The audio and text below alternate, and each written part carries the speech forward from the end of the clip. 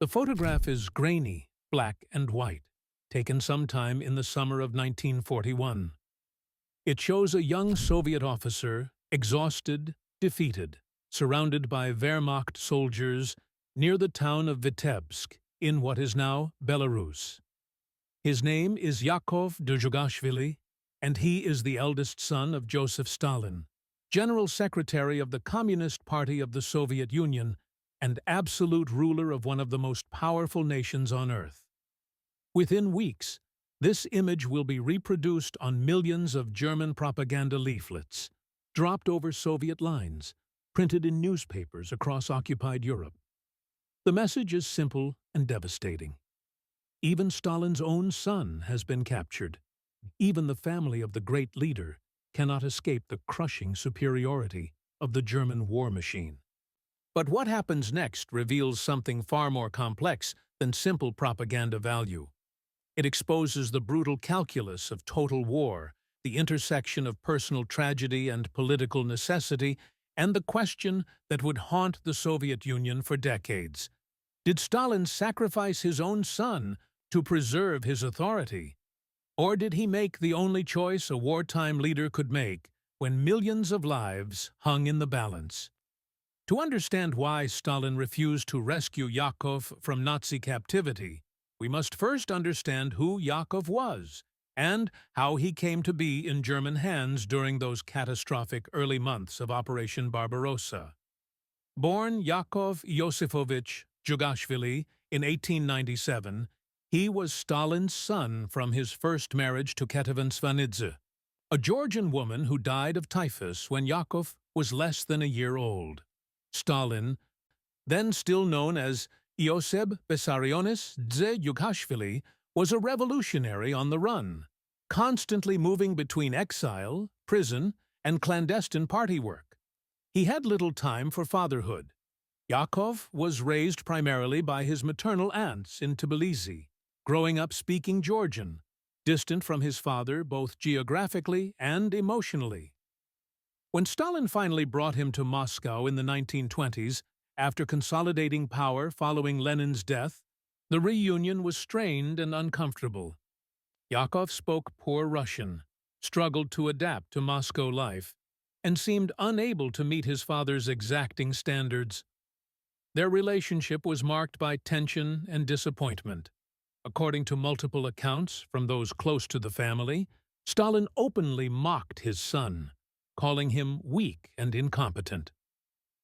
The breaking point came when Yakov attempted suicide in 1928 after a particularly harsh confrontation, shooting himself but surviving with serious injuries. Stalin's reported response was coldly dismissive. He could not even shoot straight. Despite this troubled relationship, Yakov eventually found some stability. He graduated from the Artillery Academy, married a Jewish woman named Yulia Meltzer, and by 1941 held the rank of senior lieutenant in the Red Army. When Germany launched Operation Barbarossa on June 22, 1941, Yakov was serving with the 14th Howitzer Artillery Regiment of the 14th Armored Division. The initial German assault was catastrophic for Soviet forces. Entire armies were encircled and destroyed within days. Communications broke down.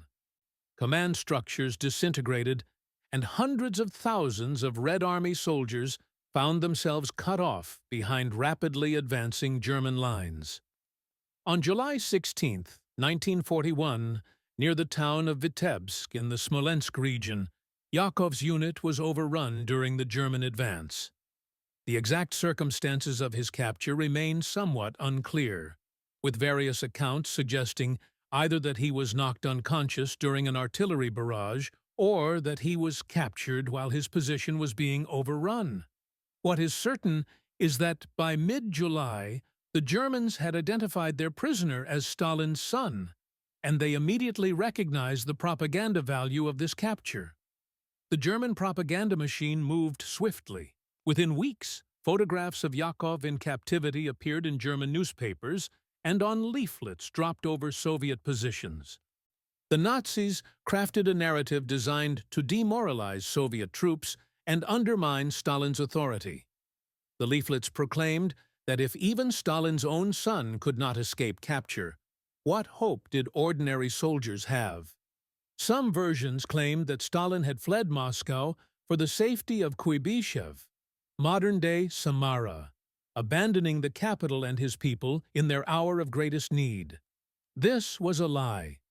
Stalin had remained in Moscow throughout the German advance, even as Wehrmacht forces came within sight of the Kremlin spires in late 1941. He had stayed in the capital during the Panic of October 1941, when much of the government was evacuated and rumors spread that the city would fall. His presence in Moscow during those dark months became a powerful symbol of Soviet resistance. But the German propaganda about Yakov's capture still did its damage, raising uncomfortable questions about the leader's authority and the fate of Soviet prisoners. For Stalin, the capture of his son presented an impossible dilemma that went far beyond personal feelings. By 1942, the Soviet Union was locked in an existential struggle with Nazi Germany. The Wehrmacht had penetrated deep into Soviet territory, reaching the outskirts of Moscow and Leningrad, and was driving toward the oil fields of the Caucasus. Soviet casualties were already in the millions. Entire cities were under siege. The industrial heartland of Ukraine had been lost. And critically, hundreds of thousands of Red Army soldiers were in German captivity, facing conditions of unimaginable brutality. Nazi racial ideology viewed Slavic peoples as subhuman, and Soviet prisoners of war were treated accordingly. They were starved, worked to death, executed en masse, or left to die of exposure and disease in open-air camps. Of the approximately 5.7 million Soviet soldiers captured by German forces during the war, roughly 3.3 million died in captivity, a death rate of nearly 60%. This was not merely the result of wartime scarcity, but deliberate policy, a campaign of extermination through neglect and abuse. Stalin himself bore significant responsibility for the horrific fate of Soviet prisoners. Even before the war, his regime had established a doctrine that treated capture as tantamount to treason.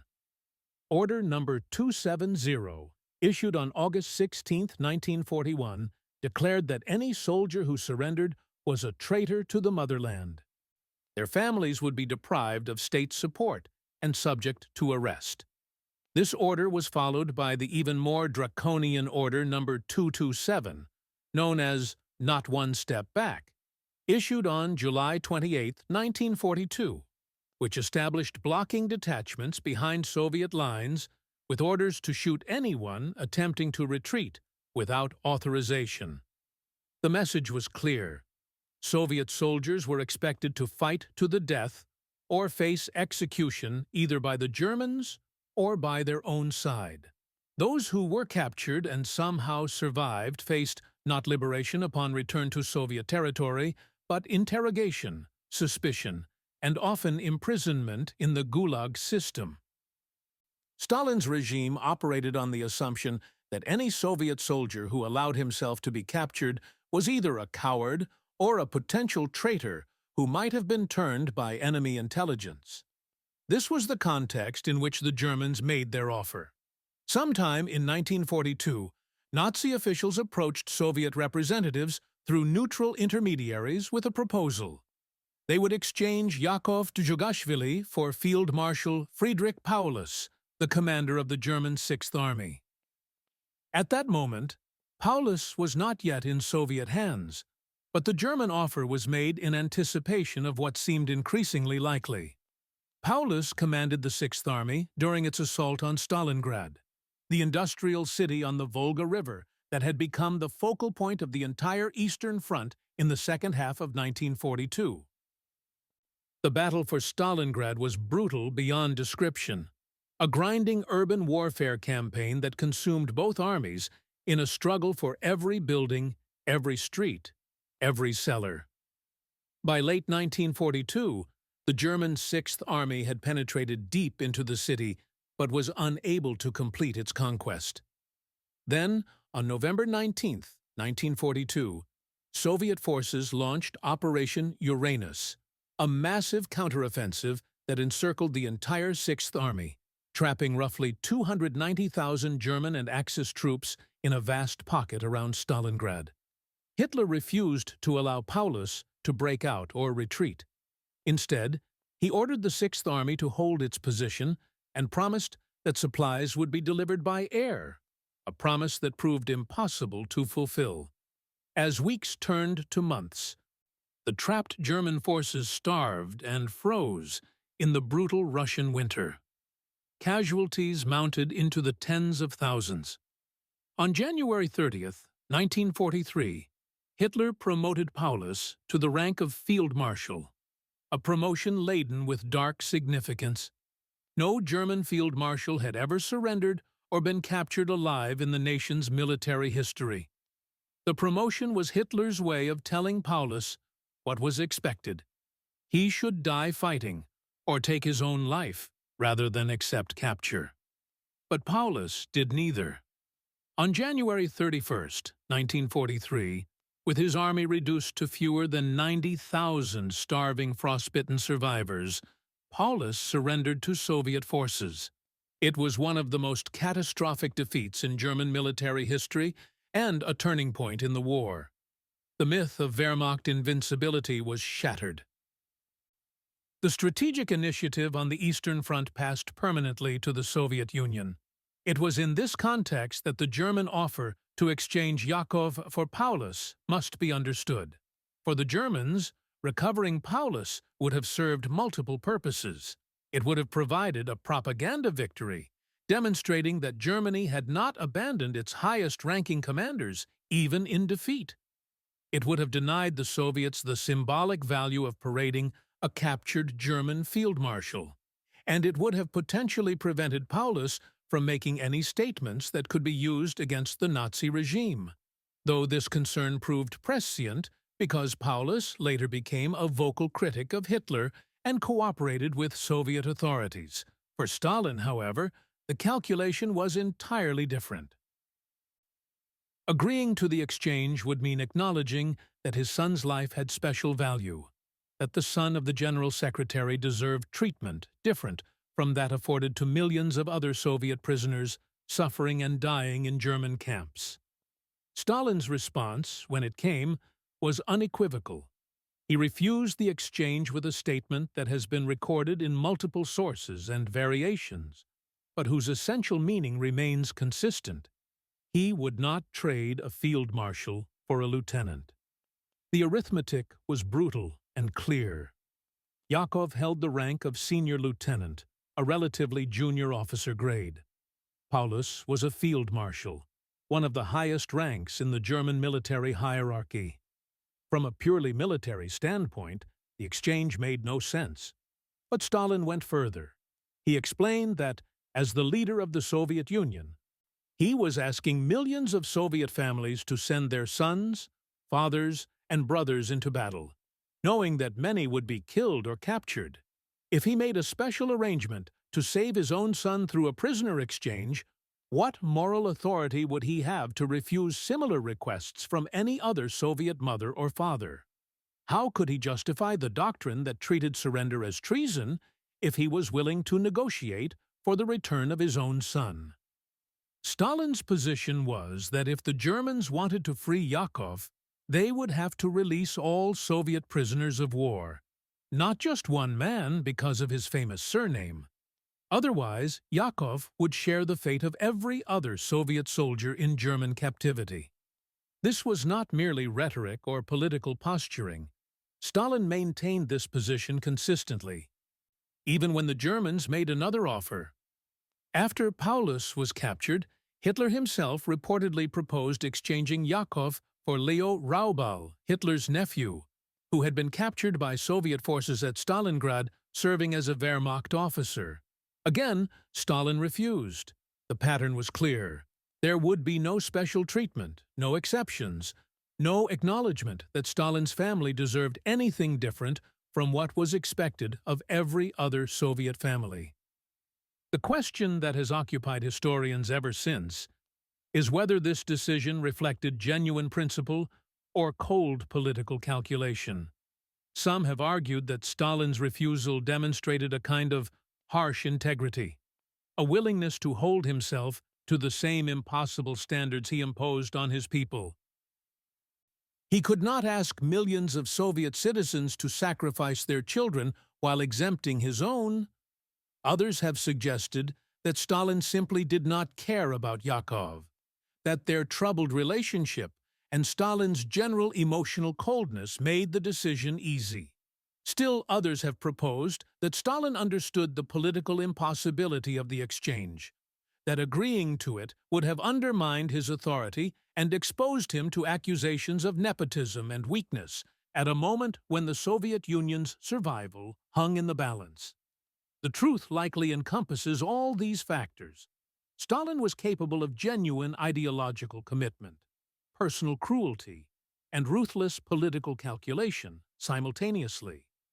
The decision to refuse the exchange served both his political interests and his ideological position, while also being consistent with his apparent lack of emotional attachment to his eldest son. For Yakov, the consequences of his father's decision were devastating. The Germans initially treated him as a valuable asset, housing him in relatively comfortable conditions and attempting to use him for propaganda purposes. They photographed him, interviewed him, and tried to persuade him to make statements denouncing his father or the Soviet system. According to German records and accounts from fellow prisoners, Yakov consistently refused to cooperate.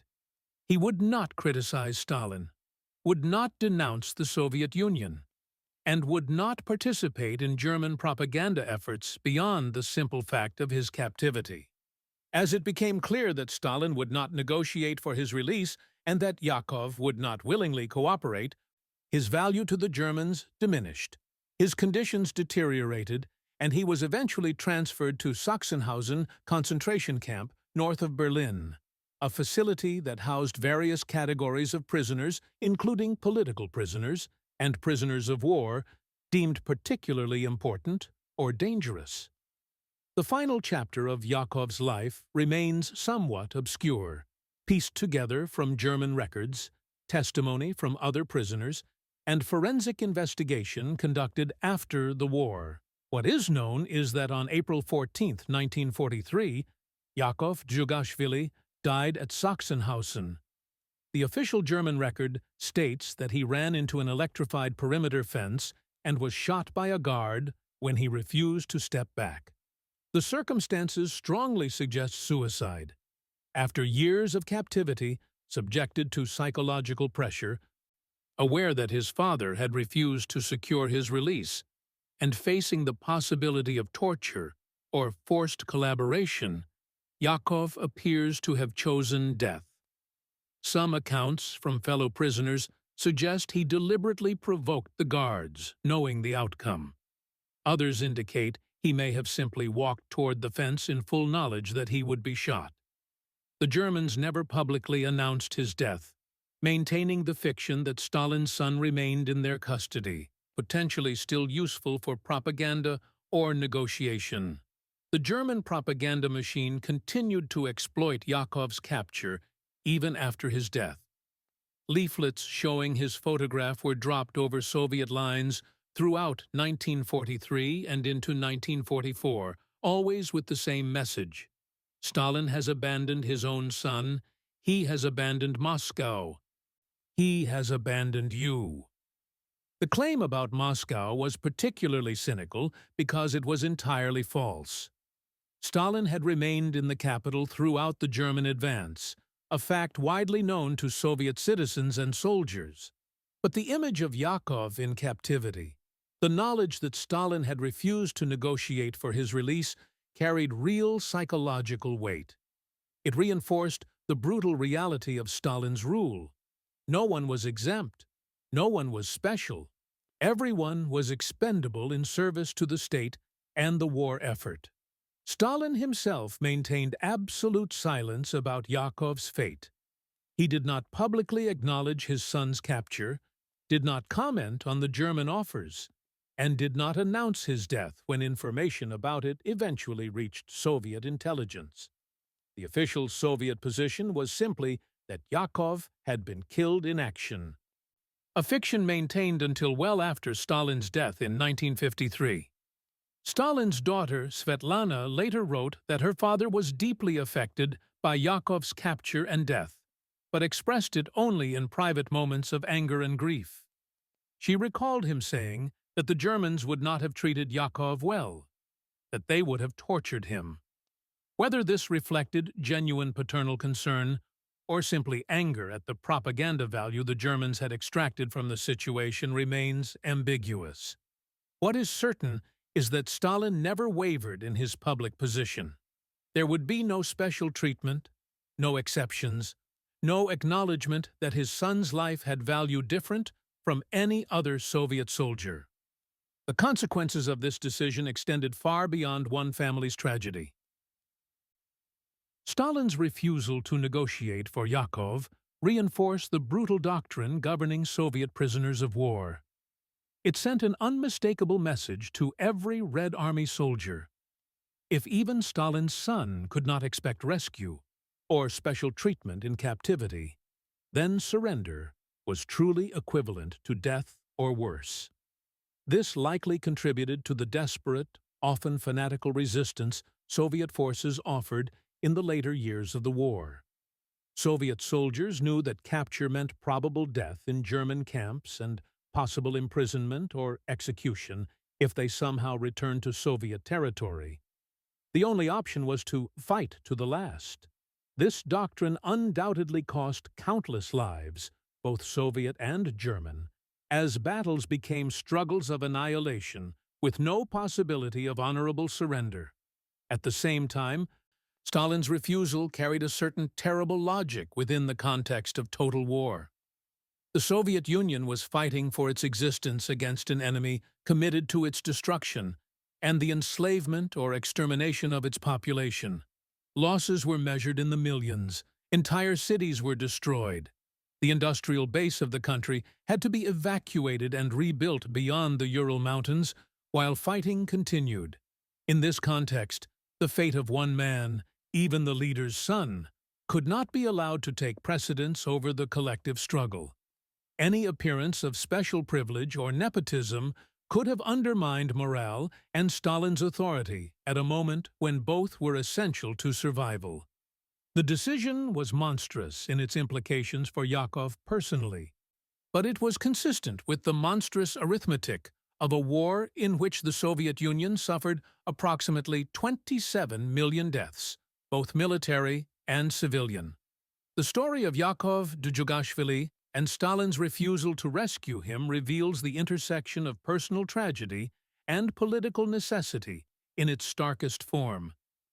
It demonstrates how total war transforms moral calculations, how ideological commitment can justify personal cruelty, and how leaders in extreme circumstances make decisions that would be unthinkable in peacetime. Stalin's choice to let his son die in German captivity rather than negotiate for his release was simultaneously an act of political self-preservation, ideological consistency, and personal coldness.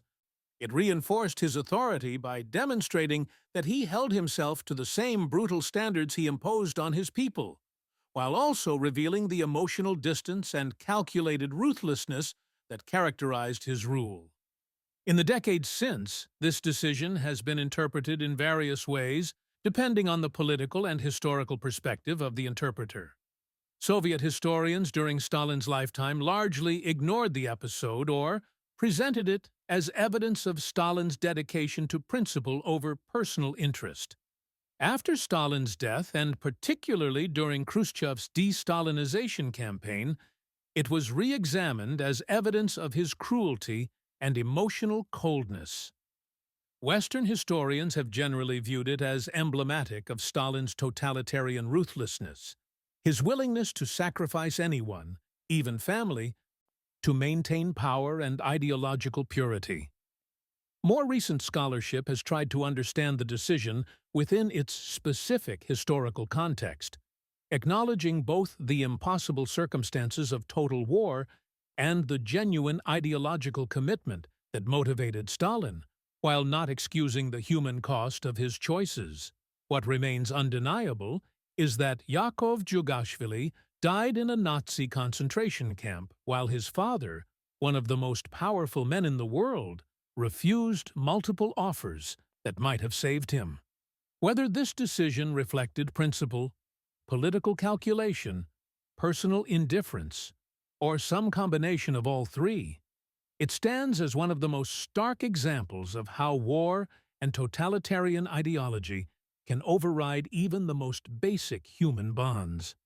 The photograph of Yakov in German captivity, used so extensively for propaganda, has become a historical artifact that speaks to the brutal choices and impossible dilemmas of the Second World War, a conflict in which personal tragedy was repeated millions of times over, and in which even the son of a dictator could not escape the fate that awaited ordinary soldiers.